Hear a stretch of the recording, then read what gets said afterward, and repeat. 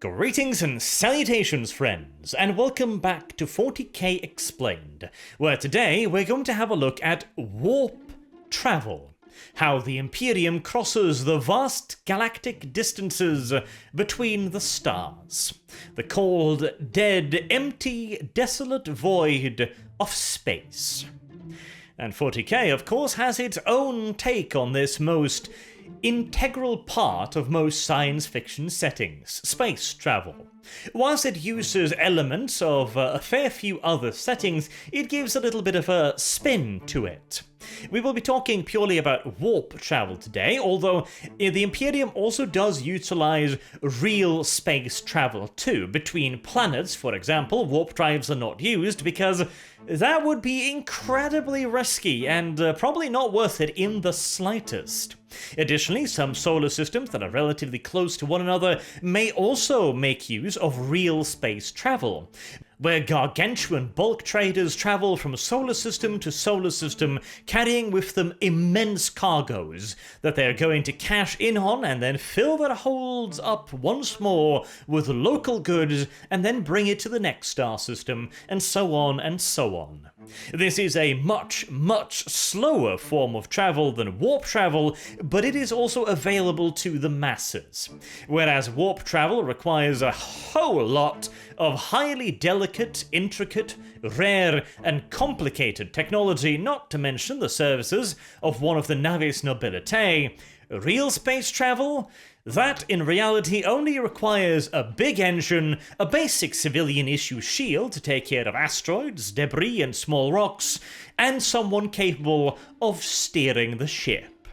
It is a hell of a lot slower barrier to entry, although it still is not exactly an everyday trade, shall we say. But let us return to the subject of warp travel. So what is it and what makes it different from other forms of sci-fi space travel? Well, first and foremost, let us compare it a little bit to what it kind of is and yet kind of isn't. Warp travel is somewhat akin to hyperspace mixed with wormhole travel. Let us take the example of hyperspace in Star Wars, for example, where a space vessel accelerates to the speed of light and well beyond it, whilst existing within a little bit of a pocket dimension, where the vessel is no longer in the physical world, and therefore cannot collide with spaceborne debris. This also allows it to ignore unfortunate facets of the universe, such as microgravity, which might cause friction, and of course such unfortunate issues as space and time being relative. In other words, it allows a vessel to travel for 3 days and arrive at its destination in 3 days real time, whereas in reality, as we've already been able to establish, the clock on satellites in orbit runs slightly differently than clocks down on Earth. This is due to the difference in gravitational fields and also velocity. This would mean that a theoretical spacecraft could leave on a journey that would take it and its crew a week, and then arrive at its destination only to learn that in reality, 2 weeks have passed. I would highly recommend researching a bit of this for yourself because it is fascinating stuff, or if you can't be bothered because some of the science can be rather dry, to put it mildly, I would really suggest you pick up the 1970s novel The Forever War, which plays around with this idea quite a lot and does so very well, where our main character, through a period of 4 years of military service, travels across the length and breadth of the galaxy, or was it the universe? I can't remember. It's quite a distance, anywho, and then sees society around him change. He's only been doing this for a few months or a few years, whilst in reality, decades and centuries have passed. It is a pretty damn amusing, if occasionally confusing, read. Now, warp travel also, as mentioned, has a little bit in common with wormhole travel. If you are unfamiliar with the concept, it is the idea that you can bend space, essentially making it so that instead of having to go 100 kilometers between A to B, you take B and bend it backwards towards A so that you can jump between the two in a millisecond, potentially. Because now A and B are not 100 kilometers apart, they're 5 meters apart, for example. So the way it works in 40k is, first and foremost, the idea of the wormhole is created, in that the warp drive tears a hole in reality, allowing access to a separate dimension that exists next to our own world, our own reality, our own material universe. This separate dimension is usually referred to as the warp, or the Immaterium if you wish, because it is not a physical universe. Inside of the warp, a lot of the rules and ideas and laws of the physical universe simply cease to exist. And this allows spaceships to travel at absurd, impossible speeds, and cover vast galactic distances in very short spans of time. And since distance is also relative within the warp, it allows the vessel not only to go faster, but also potentially to decrease the distance between the 2 points, therefore kind of combining hyperspace and wormhole travel. But unfortunately, the warp is not quite as cooperative an entity as, say, hyperspace. The warp is affected by our reality. I did a full video on the warp quite some while ago, which I highly recommend you go look up if you want a more in-depth explanation of the warp, but all you need to know now is that it is shaped by us, by living creatures, our emotions, our ideas, our anger, our fear, our hopes, our dreams, our passions. All of these things come together in the warp and form swirling patterns and even entities with genuine intellects. These creatures then feed off these emotions, these echoes in the warps, these echoes of us, of living beings, and grow stronger by feeding off certain substances. And this is where the bad news comes into play, because some of the most powerful emotions that humanity produces are such things as fear, loathing, anger, rage, bloodlust, despair, sexual desire, lust. All of these things create their own entities in the warp. And due to these feelings being so powerful, these entities gain more nourishment from feeding off them. They gain a level of intelligence, a level of instinctual understanding of what they are and what they are feeding on. This allows them in turn to make the rather simple leap of logic to go, hey, when I eat this, I become stronger, I become smarter, therefore I wish to eat more of this and I want to encourage more of this. Now add in the fact that what it's eating is human fear, and suddenly you have yourself a very, very bad creature. To the point that the warp has often been described as literal hell, populated by demons and dark gods. And that interpretation is not at all that far from reality, because the Chaos Gods are real, and their demonic servants are just as real, making any travel in the warp an excessively hazardous enterprise. But the Imperium doesn't have a choice.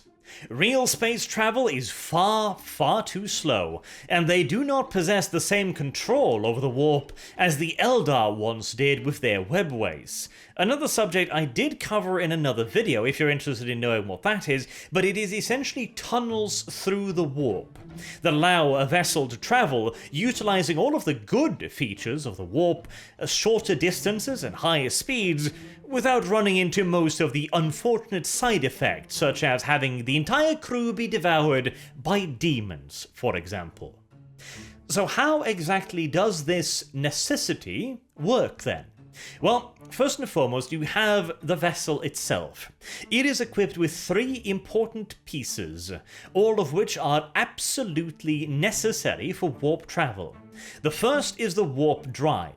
This is the thing that tears a hole in reality and pushes the vessel through that hole, and then continues to accelerate the vessel through the warp. The second is the Geller field. It hides and protects the vessel from the less than gentle attentions of the warp's evil Densians. And the final piece is the Navigator.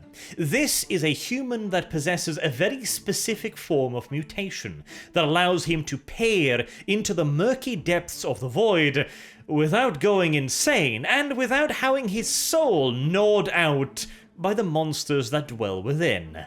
A rather nice thing, I'm sure you would agree. And with these three key components, the next step is finding a stable warp jump point. These are areas at a nice and safe distance away from any populated worlds or stellar bodies to ensure that the effects of tearing a literal hole in reality will not affect anything valuable nearby. Opening up a warp rift next to a populated planet is ludicrously dangerous, and whilst it has been done on a handful of occasions, it is not something that is recommended, neither for the safety of the people on the planet or for the people aboard the spaceship.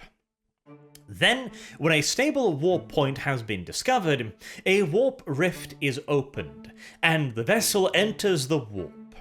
Now, the warp has often been compared to an ocean, and for good reasons, because it has a lot of the same general kind of ideas and things.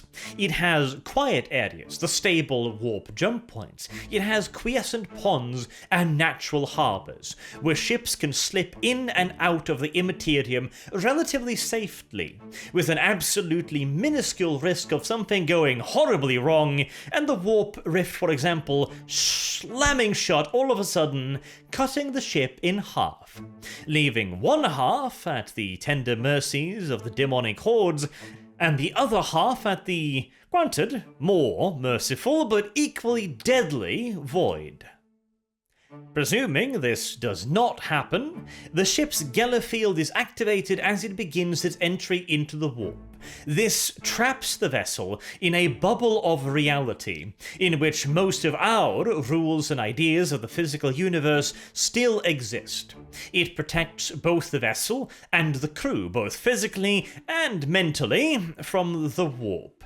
Only the navigator is able to peer out into those roiling tides without immediately losing his mind. And due to the laws of physical reality not existing in the warp, it also has a wide array of other benefits, such as allowing the ship to remain a construct of solid and unyielding metal, instead of suddenly and spontaneously being transmogrified into a giant wheel of cheese. And speaking of that most delicious of dairy substances, the Densians of the Void, the monsters and the demons, would most dearly love to have a nice little nibble at that wonderful delicacy that has simply wandered into their realm. The Geller field, however, is there to stop them from doing this. First and foremost, it is a cloaking device, as every single living entity has a little light in the warp. A little candle, you could say, that is the usual metaphor, that can be seen by the demons. Usually they cannot reach the little candle because it is not in the warp, it is in the real world. And the candle's size, and therefore the ease of detecting it, depends a great deal upon the psychic potential of the creature in question.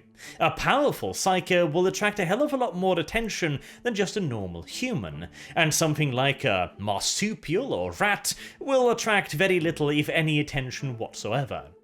The primary thing of the Geller field, then, is making sure that the lights aboard the vessel are as small and unnoticeable as possible.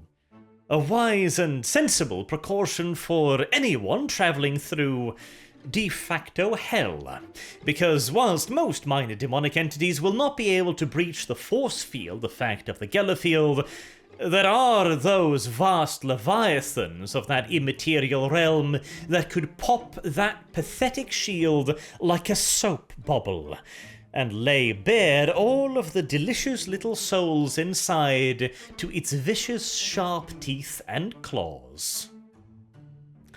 And now that the warp drive and the Geller field have both done their job, Now it's the navigator's turn. First, he will establish precisely where he is within the warp.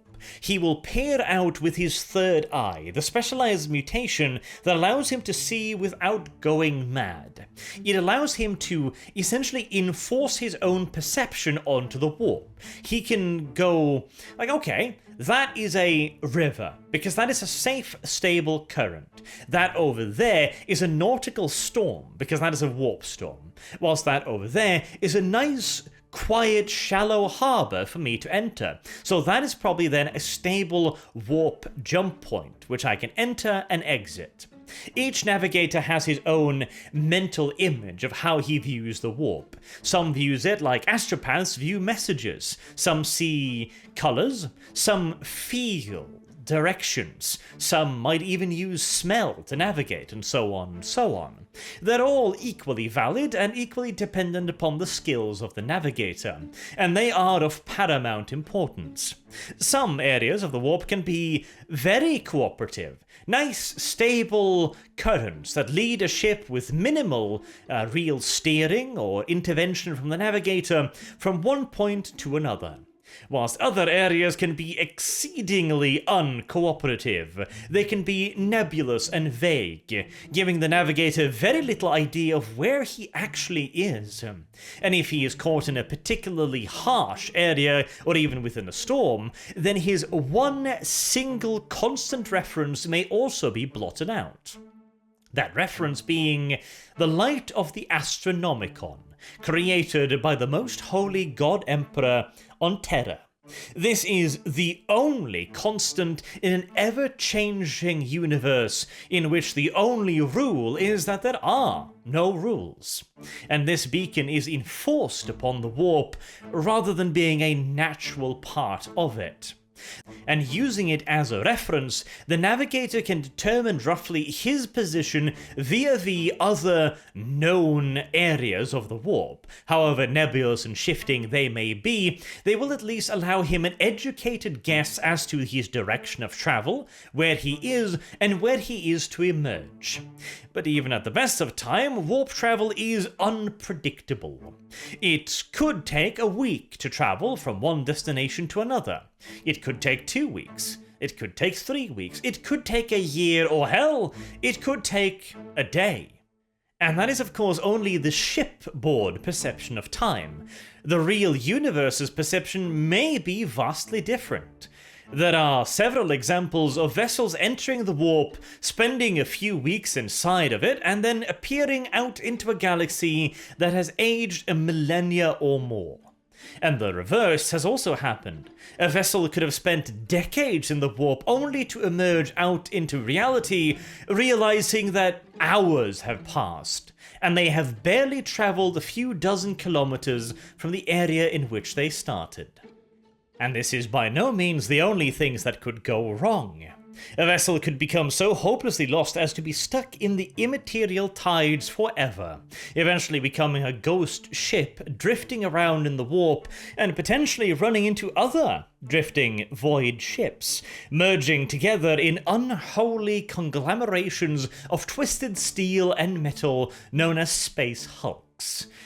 These vile and twisted things travel across the warp, occasionally popping in and out of reality, seemingly at random, but some would say guided by a far more malicious intelligence than mere chance, and almost always being extraordinarily bad news for any populated systems nearby, as not only are they in and of themselves cursed things, they also quite often attract a rather nasty crowd. Gene stealers, chaos marauders, and orc hordes are all quite commonplace. And perhaps the worst fate of all for a warp vessel is to be caught up in a storm. Again, the nautical comparison comes in quite handy. Imagine the Gellerfield as the ship's hull. trying to stave off the crashing waves, attempting to crush the ship and pour water inside. Except in this analogy, the water are demonic monsters that wish to come in and play with all of the squishy, screaming humans inside. The more vicious the warp storm, the more strained the Geller field is going to become. Now, on a regular day-to-day basis, the Geller field should be enough to keep out all but the most minute of demonic entities, and they are so tiny and powerless they can do no more than impart bad dreams upon the people aboard, or perhaps knock over a few coffee mugs, poltergeist activity, nonsense, jokes at worst. These are not dangerous entities. If the shield were to flicker for a moment, however, some more powerful creatures could possibly sneak their way past if they're pushing in at that precise millisecond. These could be capable of far more than the occasional naughty prank. They could possess carcasses, for example, drive people mad, or make them commit suicide. During a warp storm, all of these things are magnified a dozen times over. There could be thousands of demonic entities hammering away at the shield at any given instance, thousands of them pushing in constantly. Any flicker, any sign of weakness in the shield then could lead to complete catastrophe on board. And even just a single demonic entity could be very bad news. If a major creature manifests, a bloodthirster for example, and starts rampaging around the ship, violently slaughtering people, the extremity of emotion experienced by the crew will become a massive torch burning in the warp, attracting yet further of the demon's kin to the feast that has so clearly been served before them.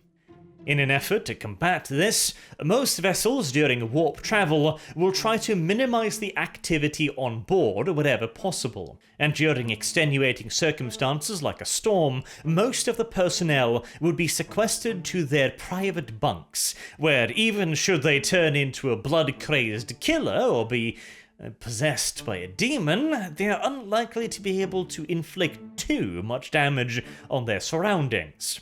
Meanwhile, patrols of naval guardsmen will walk the holds and guard any key piece of machinery, the Geller field generators, the warp drives, the bridge, and so on, in the hopes that even should a creature manifest, their shotguns will quickly convince it of the error of its ways, and make it return back to wherever it once was spawned from.